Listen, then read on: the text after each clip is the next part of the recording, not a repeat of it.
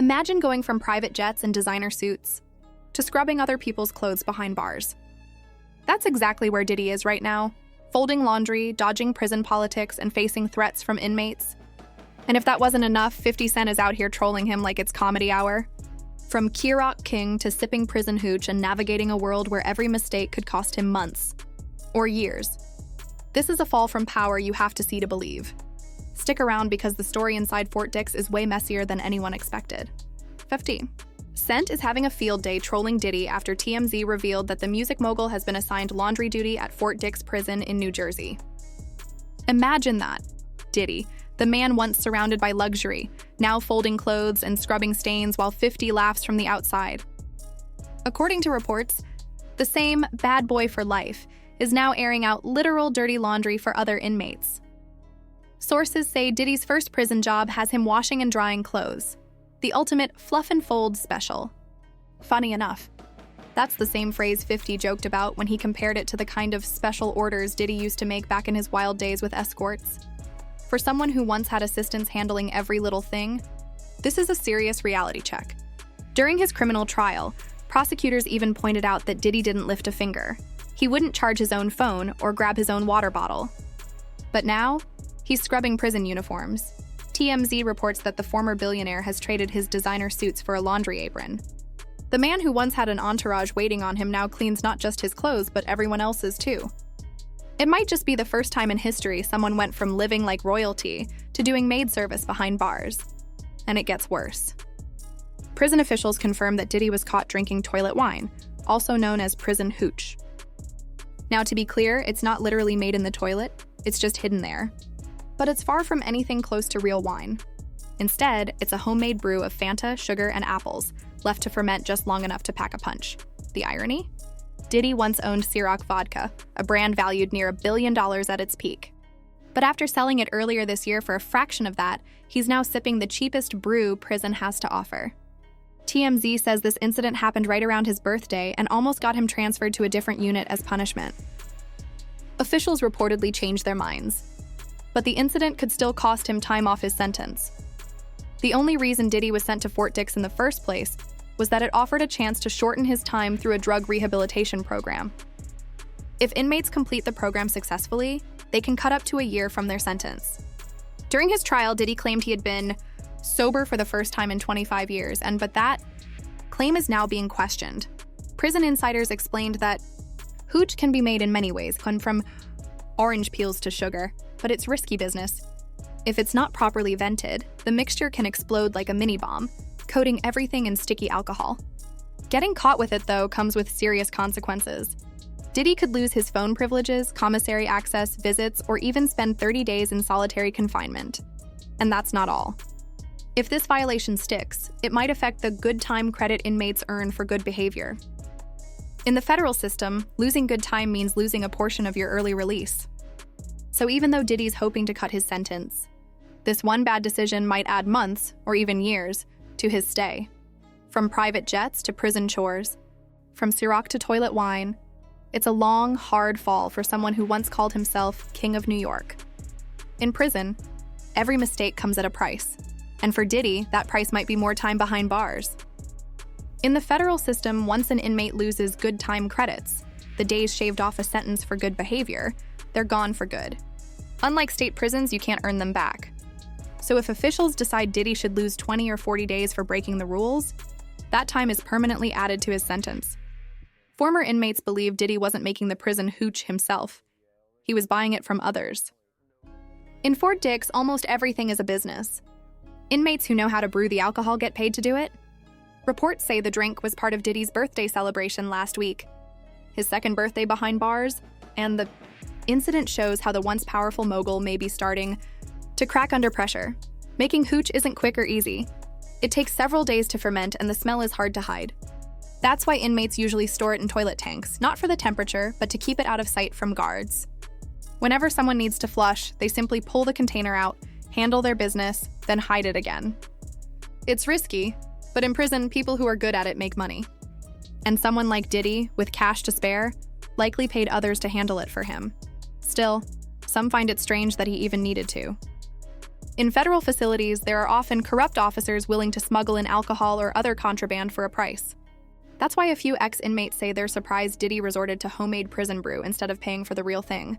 Others, however, say Diddy's fame and money make him a walking payday. Inmates see him as a business opportunity. They crowd around his cell, offering to clean, cook, do laundry, or even act as his personal assistant, all for a cut of his money. Some are reportedly trying to get on salary with him, while others are offering protection or access to black market goods. Fort Dix may be a low-security prison, but with enough cash, almost anything is available, from phones to drugs to fake favors. Some prisoners would even be willing to take the blame for his mistakes if the price was right. Meanwhile, Diddy earns just 23 cents an hour for his official prison job, and a brutal reminder that his wealth means nothing behind bars. Many believe that assigning him to the laundry room was the prison's way of humbling him. After years of luxury and privilege, the Bureau of Prisons seems to be sending a message. You're no different from anyone else. Get to work. But Diddy's team insists the entire hooch story is fabricated. They claim nothing like that ever happened. In a now-deleted post from his official account, his representative said, "The rumors claiming Mr. Combs was caught with alcohol are completely false. His only focus is becoming the best version of himself and returning to his family." In a follow-up statement to People magazine, a spokesperson doubled down, saying, "There have been several false and reckless reports circulating about Mr. Combs. He has not violated any prison rules. His sobriety and self-discipline are priorities, and he is taking them seriously." Now 56, Sean Diddy Combs is serving a 4-year sentence for 2 prostitution-related convictions. He was recently transferred from the Metropolitan Detention Center in Brooklyn to Fort Dix, a low-security facility in New Jersey. Whether the hooch story is true or not, one thing's certain. Life behind bars has stripped away the glamour, leaving Diddy to face a world where even a bottle of homemade brew can cause serious fallout. At his new prison, reports claim Diddy tried to make a fermented mix of Fanta, sugar, and apples, a concoction that turns alcoholic after about 2 weeks. According to TMZ, his spokesperson quickly denied the story, saying it's only his first week at FCI Fort Dix. Unfortunately, rumors will pop up throughout his time there. We just ask the public and press to give him privacy, the grace to grow, and the space to move forward in peace. But not everyone believes that version of events. For many, this news didn't come as a surprise, especially for Gene, who predicted months ago that Diddy's so-called redemption arc was all an act. When Diddy broke down in interviews talking about getting sober and going to rehab, Gene called it a performance meant to make him look like a changed man. According to Gene, Diddy's actions show he hasn't changed at all. He had all the money in the world, Gene said. If he really wanted to get clean, he could have hired the best doctors or gone to the best rehab centers. If he wanted to stop hurting people, he could have paid for therapy. But he didn't. Everything he's doing is just a trick to get out early. He got away with so much, he added. All those people who testified against him, and he still walked free for years. So yeah, he did a little time, but to him, that's nothing. He still thinks he beat the system. As part of his release conditions, Diddy isn't allowed to drink alcohol, one of several rules the judge imposed to keep tabs on his behavior. Along with mandatory drug rehab, he must also take part in domestic violence and mental health treatment programs. These conditions might sound harsh, but they're actually standard for high-profile offenders. The court's message was clear. Even if Diddy avoided the harshest charges, his issues still run deep. While all this is happening, insiders claim Diddy is still trying to play the game from the inside. He's reportedly offering inmates protection and promises of future success if they help him out. TMZ even reported that he's been bragging about receiving a presidential pardon from Donald Trump next year, claiming that once he's released, he'll take care of everyone who stayed loyal to him. The truth, however, seems far less certain. Diddy was sentenced to 50 months in prison and has already served about 13, which means he could be released in roughly 2 years. Still, Donald Trump hasn't said a word about pardoning him. The only thing Trump ever mentioned was that he might consider it. People who've known Diddy for years still believe he can bounce back. One longtime friend said, "I've watched him for a long time. He's done business, he's done music, and I think he'll make a comeback." I'll leave it at that. But for now, Diddy's reality looks far from any kind of comeback. Not long before his transfer to Fort Dix prison, Diddy reportedly woke up in his cell at the Metropolitan Detention Center, MDC, in Brooklyn, to find a knife pressed to his throat. According to sources, a nearby corrections officer stepped in just in time, stopping what could have been a deadly attack. It was the second time he'd been targeted in only a few months, a clear sign that life behind bars is dangerous, especially for someone as famous and controversial as him. At this point, Diddy had just started serving his official sentence, over 4 years, though he'd already spent about a year in custody awaiting trial. With time served, he's expected to do a little more than 2.5 years, but even that has already proven rough. During his sentencing hearing, Diddy told the court about the incident at MDC, saying he woke up with someone holding a knife to his throat and realized how close he came to losing his life. It's not entirely clear what happened after that moment, whether the attacker backed off, was caught, or simply walked away. But the message was obvious: Diddy isn't safe. His legal team wanted that known in court, hoping the judge would take it into account during sentencing. Unfortunately, it didn't change the outcome. Diddy still received over 4 years in federal prison. For a man once worth hundreds of millions, that's a harsh fall. And as one lawyer put it, some inmates in there have their own sense of justice. Many prisoners don't take kindly to men who've been accused of abusing women, and in Diddy's case, that reputation follows him everywhere. One attorney close to the situation said that the biggest threat to Diddy isn't boredom or isolation, it's assault. Criminals that hurt women don't survive long in prison, the lawyer said. And Diddy knows this. Even commentators on the Two Angry Men podcast discussed the risk, pointing out that Diddy has already been attacked once. He's definitely a target, one host said. They talked about it in court. Somebody already tried to shank him at MDC and it was stopped. He's going to need serious protection for the next 2 years. Another added, "You and I both know how many people get seriously hurt in prison. They'll have to keep him under close watch, maybe in a unit where guards can monitor him constantly. It would have been safer if he'd gotten less time and gone to a camp. But where he is now, someone from the Bureau of Prisons will have to keep an eye on him." What makes the story even more chilling is that a friend of Diddy's recently confirmed the details. According to him, the attacker said something like, "I could hurt you anytime I want." It wasn't just an attack. It was a message meant to intimidate him. The man could have seriously injured Diddy, but he didn't. Instead, he left him with a warning. "You're not safe here." That kind of threat changes a person. Imagine being alone in a cell, knowing someone could reach you whenever they wanted. It's terrifying. And for Diddy, that fear seems to have shaped how he's acting now. TMZ even released photos from inside Fort Dix, showing Diddy smiling and talking with known gang members.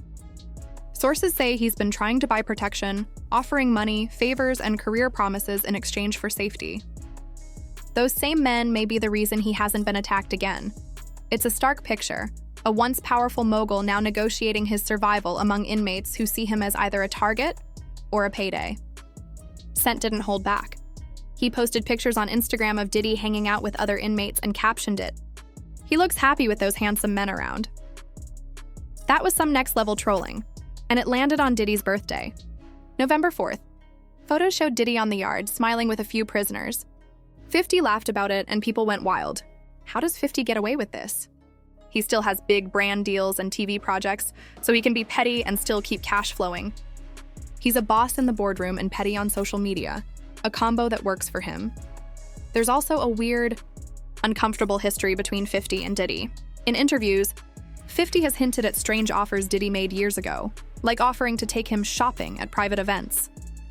That kind of talk made 50 uneasy, and he's never been shy about calling Diddy out. Inside Fort Dix, inmates know Diddy has money. That makes him a target, but it also makes him valuable. Lots of prisoners try to cozy up to rich people. They offer to clean cells, run errands, or promise protection in exchange for cash or favors. Some will pitch business deals to anyone with a profile or money. That's exactly what happened to 50 when he was inside. People tried to make deals with him too. Because Diddy is rich, many insiders think he'll have more friends than enemies in prison. In a medium security facility, most inmates are looking to make something from connections rather than cause violence. So some say he's safer than you might think. But in higher security prisons where people are serving very long terms, the risk is greater. Meanwhile, Diddy is fighting his conviction. His legal team won a key ruling. A federal judge approved speeding up his appeal of both the conviction and the sentence. That means the defense must file their opening brief by December 23rd, and the prosecution has until February 20th, 2026 to respond. Both sides are set to argue the case in April 2026. This accelerated appeal could affect whether he gets sentence reductions under certain federal programs. So it's a big deal. Diddy's lawyers say they plan to appeal because they believe the jury's verdict on coercion doesn't match how the judge used coercion to justify the sentence. They argue that relying on that same idea in sentencing is unconstitutional. In short, they think there are strong legal grounds to challenge the sentence and they're going to press it. Diddy's lawyers aren't backing down. After his sentencing, his legal team made it clear they're appealing. One of his attorneys said, "We think a jury's verdict should mean something." The jury said there was no coercion, no trafficking, no racketeering. Everything was between consenting adults. Yet the judge spoke as if the opposite were true. He'll also have to register as an offender and report his location every time he travels. For example, if he flies to Miami, he'll have to check in with the local sheriff and say, "Hey, I'm in town." That's the reality he'll live with for years, even after his sentence technically ends. It's not life in prison, but it's no easy ride either. The government will still control much of his life, his movement, and even his work. As part of his release, Diddy must work at least 30 hours a week. The law says he has to work conscientiously at suitable employment. That means he can choose a job, but his probation officer has the final say. If they don't approve of him returning as CEO of a company, they can assign him to community work instead. That could mean cleaning public spaces, picking up trash, or other labor jobs. It's all about keeping him busy, structured, and focused, with no time to slip back into trouble. For a man who once had the world at his feet, it's a dramatic fall. And even though he's not serving a life sentence, the next few years will still test every ounce of Diddy's discipline, humility, and control. Diddy's latest photos paint a rough picture. His once carefully groomed look is gone, his hair has turned gray, and the stress shows on his face. Constant surveillance, tense prison politics, and the fear of being targeted have clearly taken their toll. People who saw the images said he looked anxious, exhausted, and nothing like the confident man he used to be. Not long after, CBS dropped a bombshell report with new court documents, and included in them was Diddy's first official mugshot since his arrest. But that wasn't all they uncovered. According to the documents, Diddy got into trouble soon after arriving at Fort Dix for making three-way calls, which is a serious violation of prison rules. That news came right after TMZ's story claiming Diddy had been caught drinking inside the prison, though his PR team denied that completely. In a now-deleted post, his spokesperson insisted that the alcohol rumors were false, saying, "Mr. Combs is focused on becoming the best version of himself and returning to his family." But the court files tell a different story. They confirm that Diddy did in fact get written up for making unauthorized three-way calls shortly after arriving at Fort Dix. What makes this even stranger is that he was already warned about this exact rule before. When he was first arrested at the MDC, he got caught doing the same thing. So he knew better. The reports say the call happened on November 3rd and involved 3 people. Diddy told officials it was a discussion with his legal team about releasing a statement to the New York Times. Even so, it still broke the rules. From billionaire boardrooms to prison laundry duty, Diddy's downfall keeps getting deeper. Each week seems to bring another twist. And if this is how things look now, the next few months could get even darker. This story is far from over, and every new update seems to raise more questions than answers. Stay tuned, we're following every move inside Fort Dix and beyond.